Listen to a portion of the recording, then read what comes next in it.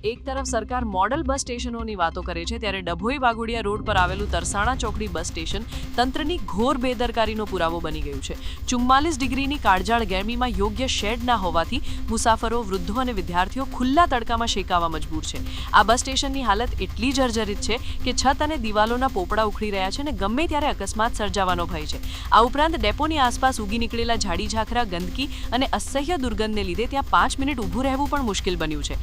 હજારો લોકોની અવરજવરવાળા આ મહત્વના જંકશન પર પ્રાથમિક સુવિધાઓના અભાવે સ્થાનિકોમાં ભારે રોષ છે અને તેઓ એક જ સવાલ કરી રહ્યા છે કે શું તંત્ર કોઈ મોટી દુર્ઘટનાની રાહ જોઈ રહ્યું છે।